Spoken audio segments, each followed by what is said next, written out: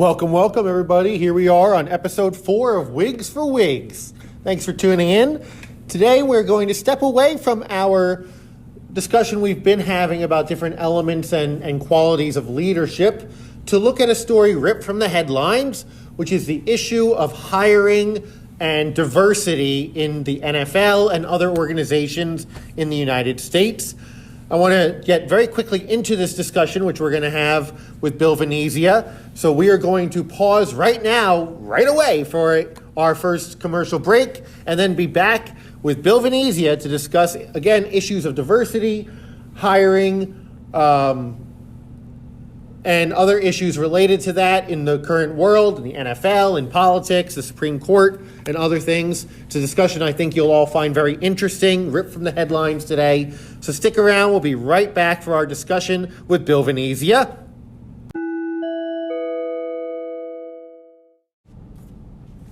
Let me tell you all about Anchor, because some things are just obvious, right? Like, we all know if you want the perfect cow to be the first one milked on an airplane in the year 1930, you turn to Elm Farm Ollie. No question about it. Well, if you want the perfect app to help you launch your own podcast, you turn to Anchor. Anchor has all the tools to help you easily record, edit, mix, and publish your podcast to Spotify, Apple Podcasts, and all of your other favorite podcast platforms. So again, you want to milk a cow on an airplane in 1930? You turn to Elm Farm Ollie. You want to create your own podcast? You turn to Anchor.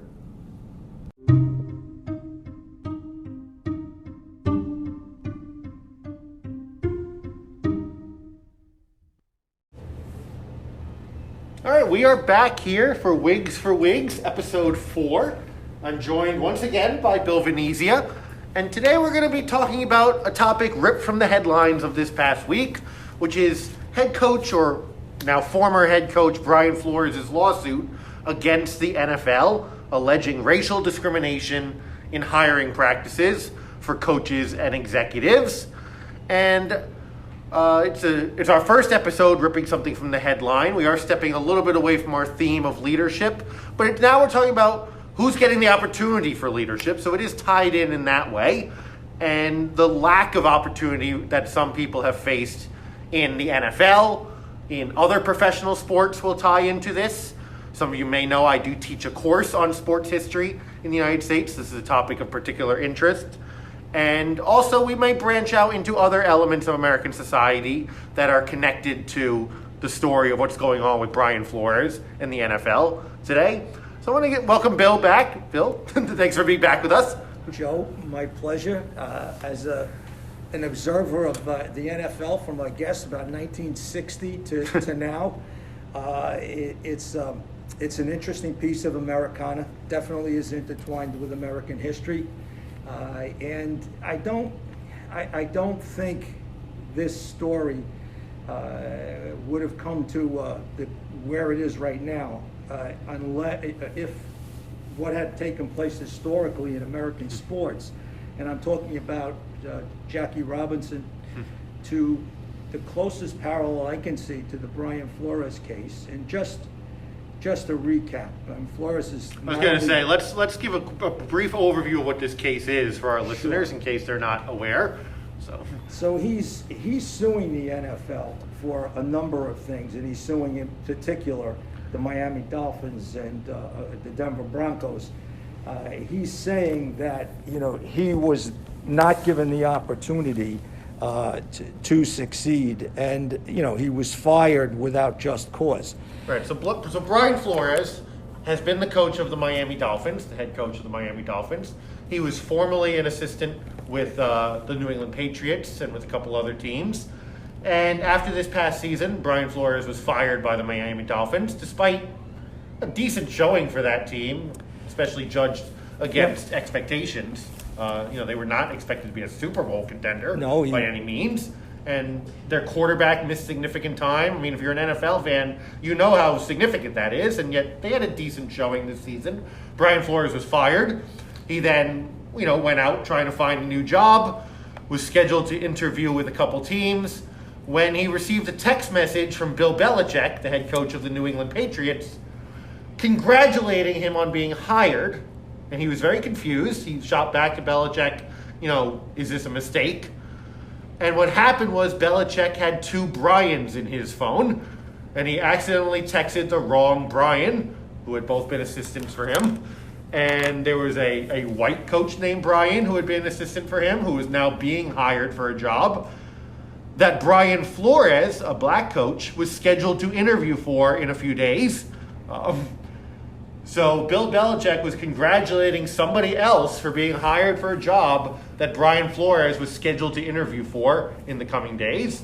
And Flores is alleging now that his interview that was scheduled was simply to comply with an NFL rule, what's called the Rooney Rule, that requires all teams to interview minority candidates for openings, and that it was a sham interview that was scheduled. They had no intention of actually hiring him, and he's so therefore suing this team and the NFL more broadly for racial discrimination policies. Yeah, it's very interesting that this lawsuit comes to pass because of a lightning rod person in Bill Belichick, who basically was congratulating Brian Dable, who was one of his assistants at one time, and he got the wrong Brian. It's very sad. Cautionary tale to always double check who you're texting. Yeah, absolutely. The sad part of this is Brian Dable had never been a head coach before. Yeah. Brian Flores had been a head coach for 3 years and had gotten the Miami Dolphins, who had a dreadful record, into the playoffs in his first year, took a step back in his second year. Beat the Patriots twice in his first year. Yes, the team he did. Left as a coach. And in the third year, the 221 NFL season, he won 7 of his last 8 games. They had finished 9-8. So he had They had a very strong finish. 2 winning records. Held that team together with a lot of injuries because basically he had the respect of his players. They played very hard for him. So what the lawsuit does, it claims the sham of the Rooney Rule, which was put into play at the behest of the Pittsburgh Steelers owner, Dan Rooney, in 2002, which said that you had to interview 2 minority candidates before you selected a head coach. And it seems that the Giants were checking the box. So you're saying the Giants were just checking a box in their interview? They were checking the box of, as a perfunctory way of interviewing minority candidates such as Brian Flores. Obviously, they had made up their mind to hire the white candidate. It's sad that their initial response was the suit had no merit. I guess that'll be decided in the courts. But it seems to be a microcosm of what life in America is for African Americans, for black men especially. Well, this is not the first time an NFL team's gotten in trouble related to the Rooney Rule. My own Detroit Lions, that I'm a fan of, were fined several years ago for violation of the Rooney Rule when they hired, I think it was when they hired Steve Mariucci as their new head coach. He was, I believe, the only person they interviewed. Everybody knew they were going to hire him. So it really would have been a sham if they had scheduled interviews with anybody else. And yet they faced a fine for violating this rule. So I do think his suit has merit, and we can get into that. That clearly this was a sham interview that the Giants had set up. But I don't know. I'm having trouble with it because of issues like that. Like, is it really beneficial if, say, a team like the Lions years ago, the Giants now, are clearly planning to hire somebody just to bring somebody in just for the sake of having an interview with somebody to check a box? Well, I think the rule never had any enforcement teeth in terms of, okay, if you hire, and no, let's remember the perspective here. 70% of the players in the NFL are black. Yeah. And, the black story at times, the black athletes.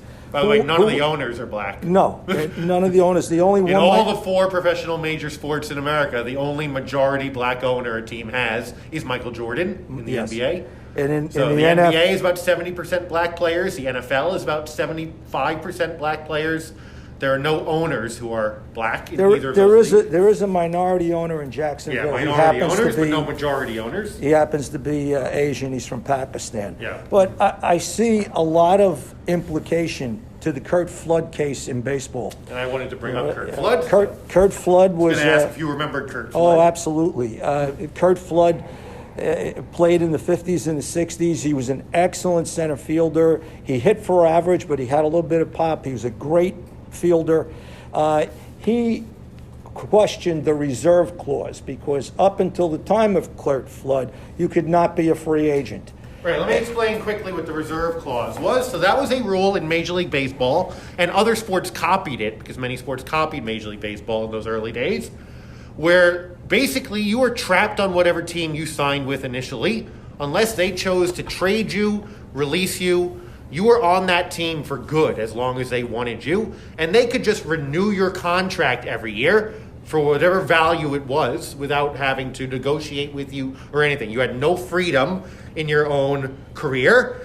And this is what Curt Flood, who again was a very good outfielder for the Cardinals, got traded to the Phillies, did not want to go. He thought, I've been in the league a certain amount of time, I should have the right to control my own destiny.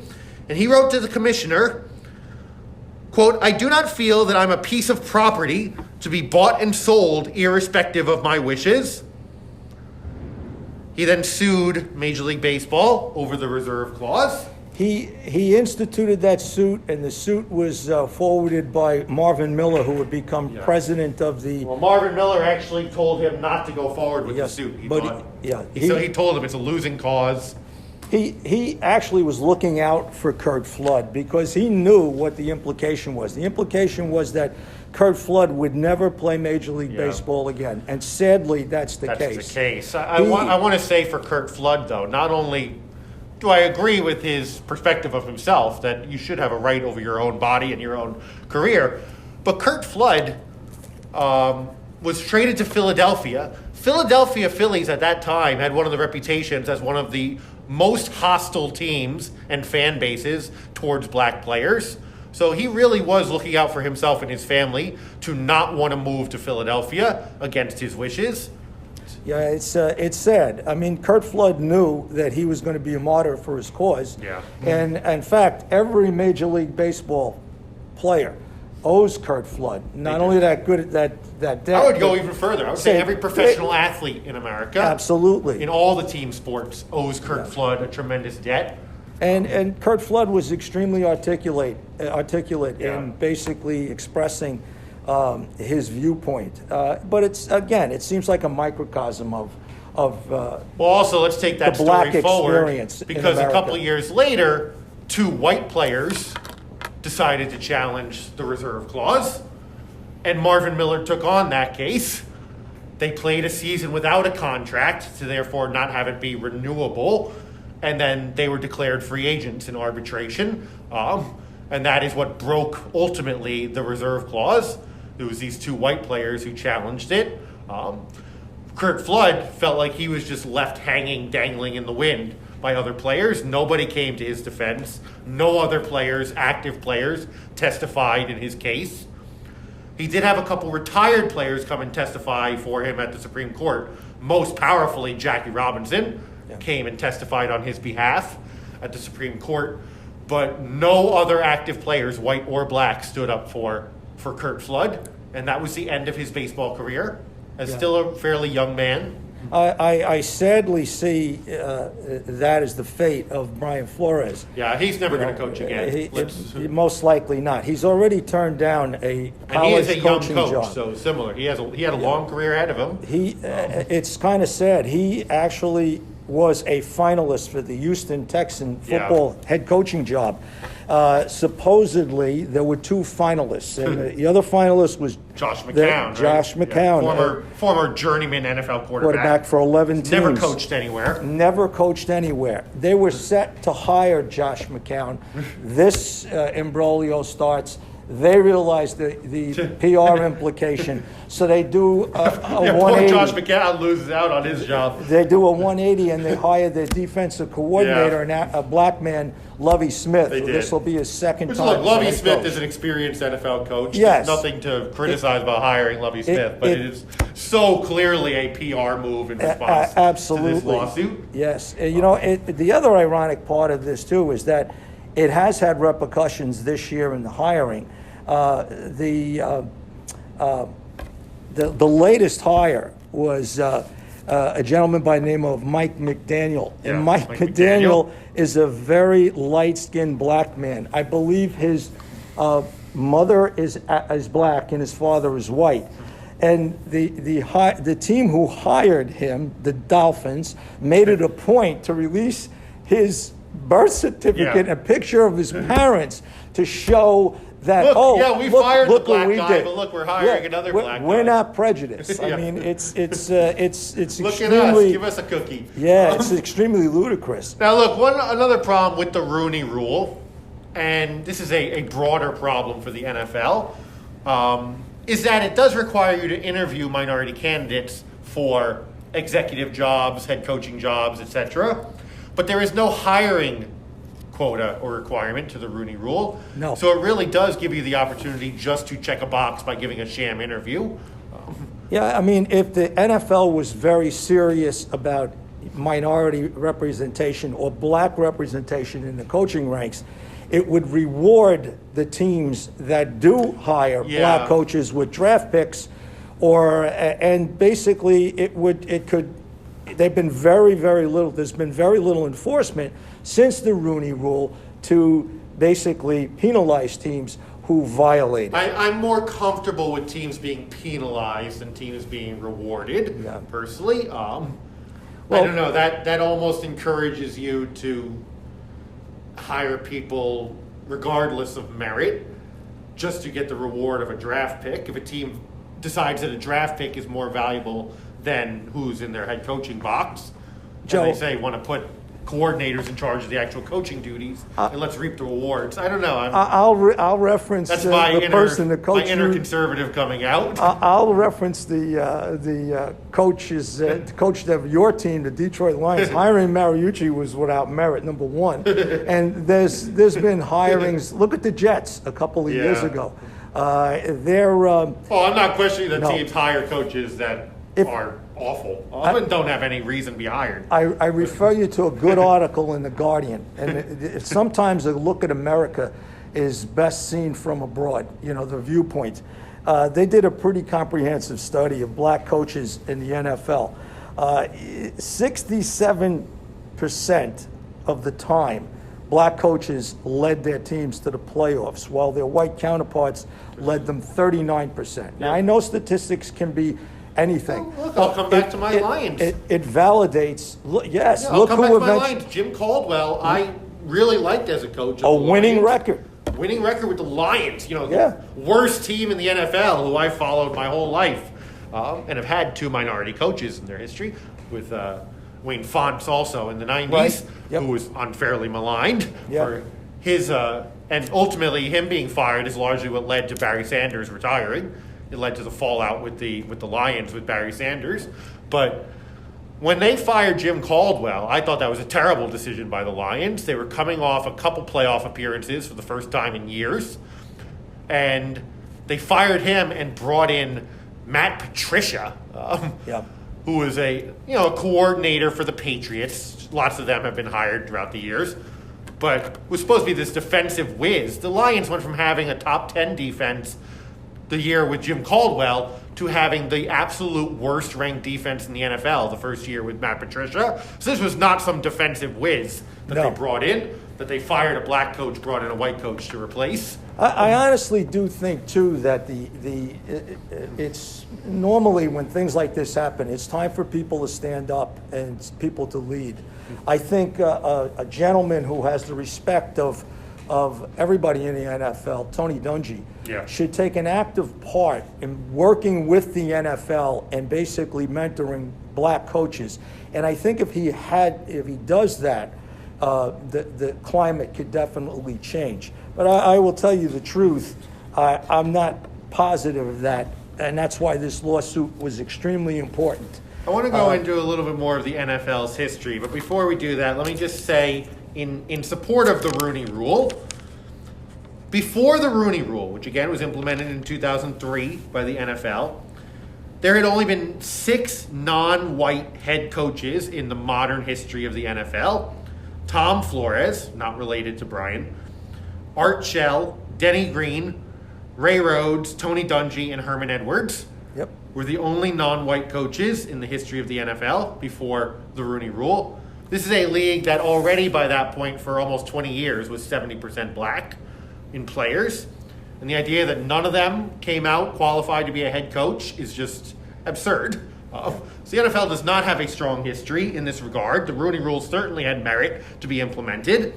But it's not just head coaches that the NFL has a problem with, because there's also the issue of the black quarterback. I don't know if this is an issue you're familiar with. Of course, yeah. That historically, the belief being among white coaches, white executives, that black quarterbacks were not up to the challenge of being an NFL quarterback, that they were intellectually inferior, is really what it boiled down to. And at that same time that the first black NFL head coach was hired, which was in 1989, the first black head coach in the NFL. The last of the major sports leagues, well, that's not true, hockey was behind them, but later than basketball, later than baseball, the NFL finally had a black head coach in Art Shell for the Raiders.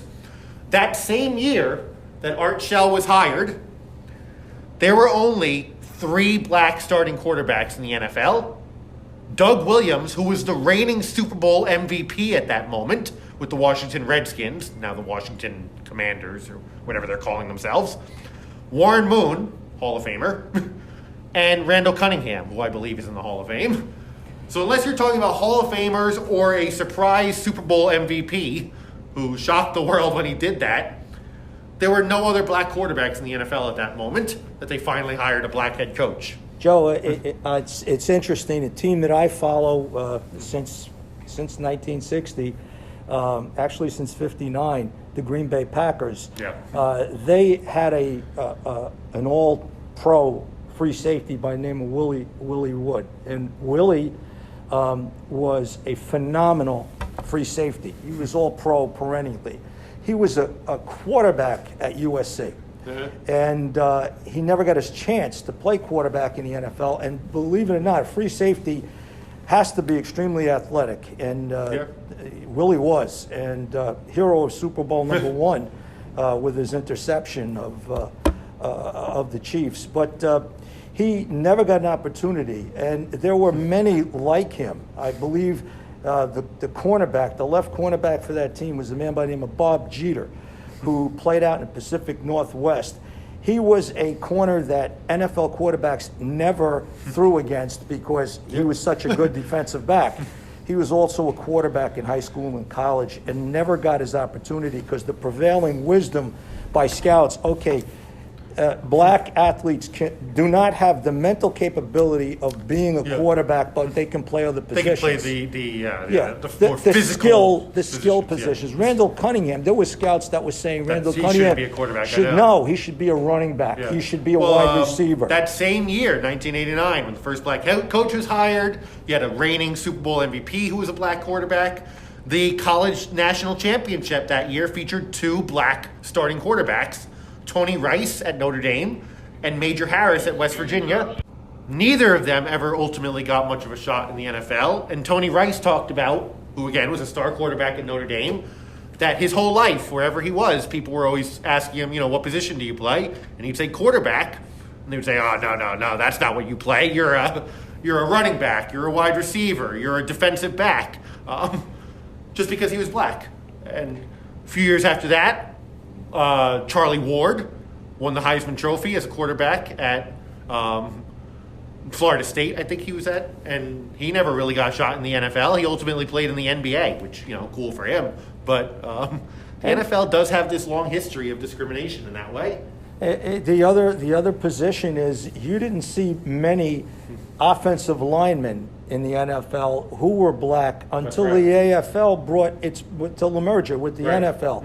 When you saw outstanding play by people like Art Shell, who was a guard with the Oakland Raiders. Who ultimately went on to be the first black coach again. I'm going to tell you, I don't think there was a black center in the NFL until at least the 80s. And again, that goes along with the idea that the center is a thinking position. Yes. And they didn't think that black people were up for that. So the NFL really does not have a good history in this regard. No, I think the proof is in the pudding in terms of what we're talking about, that the NFL does have an issue with institutionalized racism when it comes to black players and coaches. I don't doubt that at all. And honestly, I think that the only thing that motivates the NFL is the dollar sign.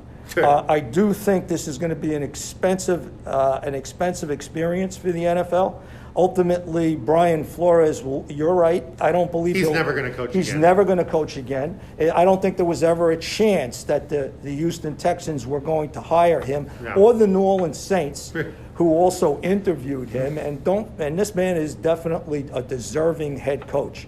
And the sad part is the NFL did what they did when they had issues before. They killed the messenger. Yeah. So all of a sudden you're seeing PR stories about Brian Flores' inability to get along with the front office of the Miami Dolphins. It's ironic that the white general manager of the Dolphins has been there for 20 years, and it's 20 years of futility. And the owner decided to side with him. If there is evidence in terms of what Brian Flores is alleging with the owner of the Dolphins, Steve Ross, that he offered him $100,000 to tank the games, I think that's going to be a very damaging blow to the NFL, who is now in bed with legalized gambling. This has tremendous repercussions for the NFL, but it also has the possibility for itself to come out of this, learn by its experience, and do the right thing. Yeah. I think someday we may be saying, 20 years from now when we're recording another episode, because, obviously we'll still be going at that point, that a lot of people, coaches, executives, owe a great debt to Brian Flores, the way we said a lot of players today owe a debt to Curt Flood. Yeah. I want us to take a very quick break again, break up this conversation. We'll come back in a moment, and then we'll talk a little bit more about wider-reaching circumstances and complications and connections to this issue. So stick around. We'll be right back for more of our discussion.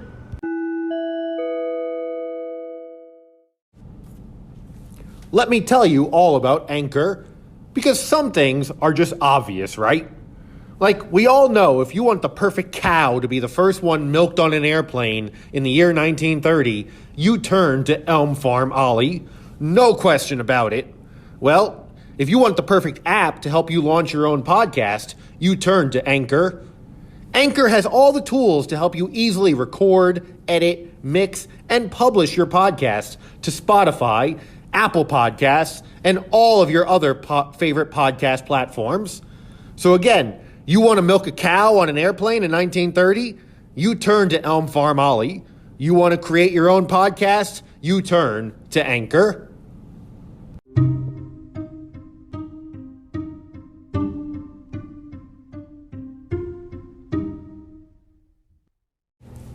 All right, welcome back, everybody. We're back with more of Wigs for Wigs, talking about issues pulled from the headlines today. Not only because of the fact that it's Black History, but also because this does tie into leadership issues, other issues that we've talked about in this podcast. And I wanted to pull us back by talking about one more person whose career was ended because of standing up against injustice in his league. And that is an NBA player named Craig Hodges. Craig Hodges was one of the great three-point shooters of the late 80s and early 90s. He played on the Chicago Bulls, was a teammate of Michael Jordan's in Jordan's first three-peat of his NBA championships. The lesser known of the three-peats, we all know, we watched The Last Dance last year, the Michael Jordan documentary, and we know Pippen and Kukoc and those guys, Rodman. This was the first three-peat, where Craig Hodges was the Steve Kerr of that team, the guy who, you could count on to knock down a three-pointer. Well, Craig Hodges was a very politically minded person. And in 1991, something happened in Los Angeles that was really a wake-up for Craig Hodges in his political awareness. And that is the Rodney King case. I was only 4 years old at the time. Bill, do you have any recollection of the Rodney King incident? Well, I do recall that Rodney King was a black man who was arrested by the Los Angeles Police Department, and I believe it was one of the first cases of DWB, driving while black. He was battered by the police upon that arrest, and then arrested to add insult to injury. It was a cause célèbre and caused the Los Angeles Police Department to look at itself. In fact, the chief of police was retired subsequent to this, but it was a tremendous indictment on the racism that existed in the Los Angeles Police Department. Right, something that black people for a long time had alleged happening, but here it was captured on video, and we know the power of that from recent events. Well, Craig Hodges was really hit hard when he saw the footage of Rodney King being beaten by the LAPD. And shortly after that, the Bulls were scheduled to face the Los Angeles Lakers in the NBA championship that year. And Craig Hodges had the idea, let's get all the players to boycott Game 1 in Los Angeles as a sign of protest against the LAPD's racist policies. And he knew he needed something to happen to make that happen. He needed the two biggest stars in the game to go along with it, Michael Jordan and Magic Johnson. Two superstars way beyond anything else in the NBA, but also two black athletes. He went to both of them, and they both refused to take part in it. I think money comes into that. We can go into that. Michael Jordan has been criticized for not being active enough in politics with his platform as the most famous athlete in the world. But Craig Hodges really felt betrayed. They ultimately play through that championship series. The Bulls win, and they go to the White House, as teams traditionally do, to celebrate. On that visit to the White House to see President George H.W. Bush, Craig Hodges wanted to take the opportunity to make a statement. He wore a dashiki, a traditional African garb, and brought a note that he hand wrote to President Bush, something that I'm sure Bush appreciated because he was famous for handwritten notes himself, where he expressed his thoughts on both racial and economic injustice in the United States that he just wanted to deliver to Bush. He didn't make a scene or anything, other than the fun spectacle of him wearing the dashiki and shooting three-pointers on the basketball court that they were nearby. But everybody kind of got a kick out of it. He delivered his message, and President Bush said he appreciated it. Hodge said, he was very kind to him, and he hoped that he would take it into consideration. That offseason, Craig Hodges was released by the Chicago Bulls. He was never offered an NBA contract again by any other team.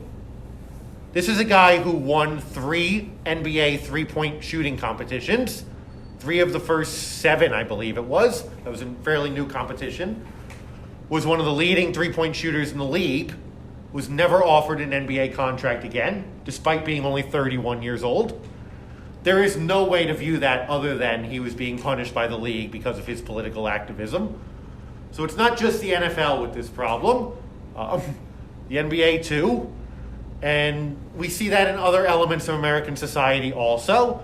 Is people being punished for their political activism and white backlash against black progress. I won't say black progress. I'll say just progress towards a more equal society. And we see that in other things too today. Yeah, it's interesting too because, Michael Jordan, a lot like Willie Mays in baseball, was criticized, by his peers, his black peers, for not getting. Kurt Flood criticized Willie Mays. Yeah, You're the biggest star right now. You didn't stand up for me. No, and Michael Jordan, I remember a quote from him when somebody approached him about a race in between a Democrat and a Republican in North Carolina, and the Republican was very was associated with bigotry. And when Michael Jordan was asked about it from his home state, his response was, "Hey, Republicans buy sneakers too." Yep. So the color of Michael Jordan, the motivating color was green.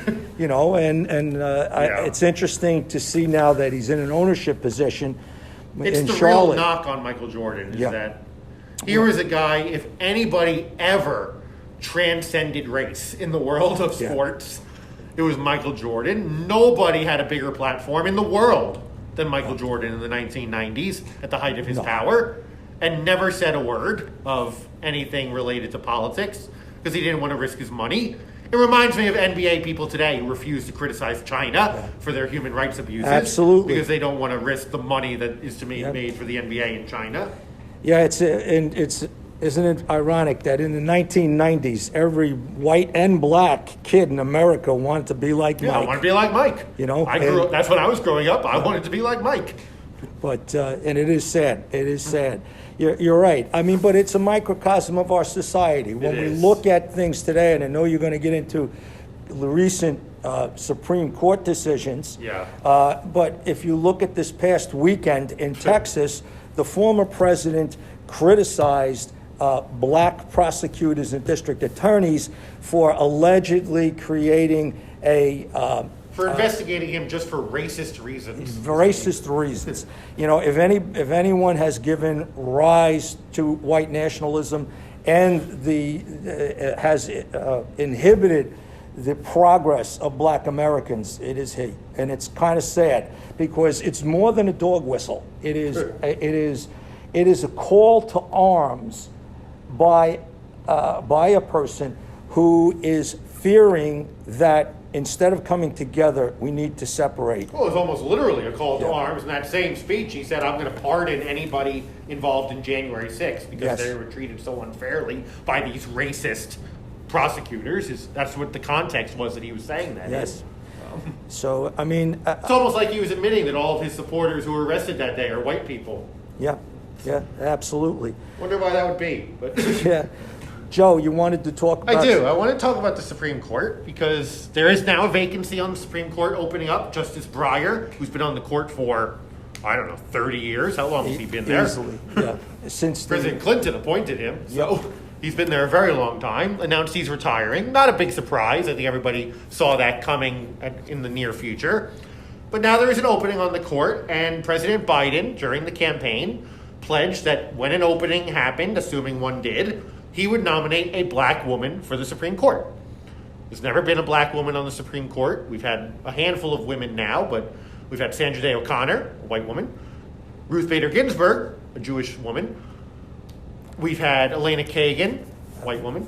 Sotomayor, who is Puerto Rican, the first Latina on the Supreme Court. And Amy Coney Barrett, a white woman. And Joe Biden pledged that he would put a black woman on the Supreme Court. Now we have this ridiculous outrage from Ted Cruz and other people that this is a mockery of the Supreme Court. You're appointing somebody appointing somebody who doesn't really deserve it, which there's racial undertones there. That the idea that Joe Biden can't find a black woman who's actually qualified to be on the Supreme Court, but he's going to have his hands full because there's at least a half a dozen very capable Superior Court judges with great resumes, and I find it ironic that in part of Cruz, his criticism of Biden, that he mentioned the Ivy League. And it's funny because basically where did he get his degree from? Yeah. It's for one, I just personally have no interest really in anything that Ted Cruz or Josh Hawley have to say anymore in the U.S. Senate. No, they have no credibility. Since January 6th, I have no interest at all in anything the two of them have to say. No, it's sad. And the two of them have been among the most outspoken, which is why we're singling them out. But. I sincerely hope, and given the fact that the Supreme Court has at least a 5-4 majority with conservative thinkers. Yeah. I pray for wisdom. It's not even that close. Justice Roberts, I think, is a very fair Chief Justice. I think he is a fair conservative. justice. He is a conservative, but being a conservative doesn't negate your ability to be fair. Right. And I think he has shown himself. He's to be demonstrated fair. himself. And as working in a Catholic institution, I consider him 3/4 Catholic, being an Episcopalian. But I'm just reminded, and this has been brought up by many news outlets recently, as well as politicians, that Ronald Reagan, that flaming liberal Ronald Reagan, when he had an opening on the Supreme Court early in his term, he very openly pledged, I will put a woman on the Supreme Court. There was no conservative outrage. We have to go dig up what Ted Cruz had to say about that when he was young in 1981, but I'm sure he wasn't saying, Ronald Reagan is unfairly promoting somebody who doesn't deserve it. Well, actually, maybe he did. Who knows Ted Cruz's mind? But because Ronald Reagan did it, it was okay. But Joe Biden saying, I'm going to put a black woman on the Supreme Court, that's somehow going to destroy the U.S. Supreme Court. Yeah, it's interesting, too, because the hopes and dreams of Reagan and the conservative movement, were put on the shoulders of Sandra Day O'Connor. And Sandra Day O'Connor turned out to be anything but a conservative or a liberal. She really was cutting the cloth. She was a very fair judge. Yeah, she was. She was an extremely really is fair credited judge. with helping build the collegiality of the Supreme Court over the last 40 years since she came onto the court. She reinstituted that they would eat together. That was her insistence when she came onto the court, to really get to know each other. So we get nice things like Justice Scalia and Justice Ginsburg being the best of friends, even though they were so polar opposites in politics. We largely have somebody like Sandra Day O'Connor to thank for that. It's and she only got her job because she's a woman. Is that what we're saying? If because Ronald Reagan made that pledge, she didn't really deserve to be on the Supreme Court? I don't understand it. I do, but I because it's just people wanting to be outraged today. But you yearn for the days when statesmen like a John McCain and a Ted Kennedy. I always yearn for John McCain and Ted Kennedy. Could sit down and, one being an ultra-conservative, the other being an ultra-liberal, but could sit down and break bread and come to compromise, listen to each other's dialogue, which we have lost the ability to do, and have become just more polarized. The other day I was listening to Alberto Gonzales, who was George W. Bush's Attorney General. Formerly Bush's White House counsel. Certainly a dyed-in-the-rough conservative in his political views. He was on, I think it was CNN, I was watching him, and he was very simply saying, look, should we not have a variety of opinions and backgrounds on the Supreme Court? What is so wrong with this?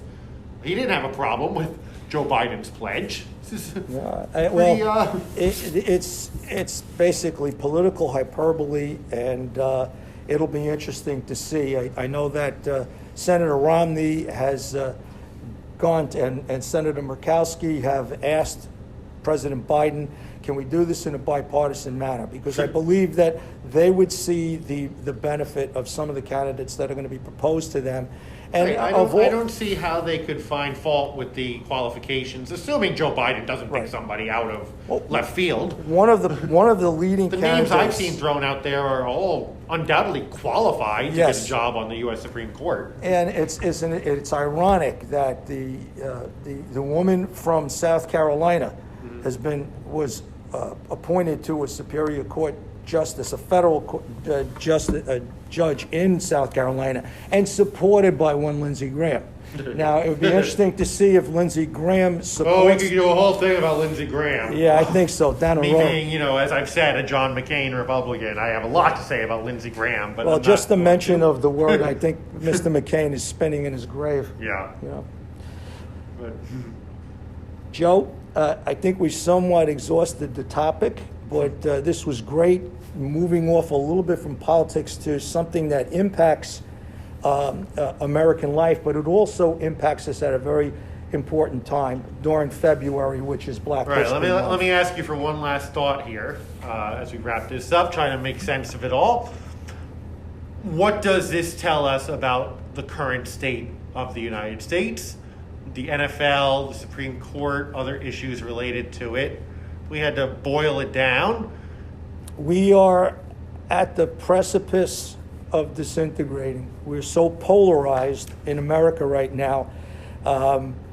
It's just a shame that we are talking about hoping to integrate things. Yes. And yet we seem so much to be on the verge of disintegration. Yes, it's a sad state of affairs, and I hope and pray in the future of the kids that we teach, because I see them as not being impacted by race or their parents to a certain degree. Mm-hmm. That's what makes it even more sad that some states are adopting the banning of books. We can do a whole episode on that. Yeah, I have a lot to say about mouse being burned. I think this is this generation coming up that will inherit this political landscape. I think their heart is in the right place, and I believe that they will do the right thing. And I put my hope and faith in them, And I also congratulate the educators who are open and honest with them, like you, and take the time to really educate them. And if I have any positive hopes, it's in them. And I hope that we see that in our lifetime. It's a nice positive leaning note to end on for this difficult subject. So listeners, thank you so much again for tuning in for another episode of Wigs for Wigs. Please do make sure to download, subscribe, rate, review us on Spotify, Apple Podcasts, wherever it is that you get your podcasts. Look for our future episodes, and also reach out to us. Again, you have the option to send us a voice message if you're listening to this on Anchor, and I believe on Spotify has that option. Or you can reach out to us by our email, which is wigsforwigs, which is the name of this podcast, at gmail.com. wigsforwigs@gmail.com. Tell us what you think, your reactions to our discussion. We look forward to hearing from you, and I hope we'll have you back for another episode of Wigs for Wigs.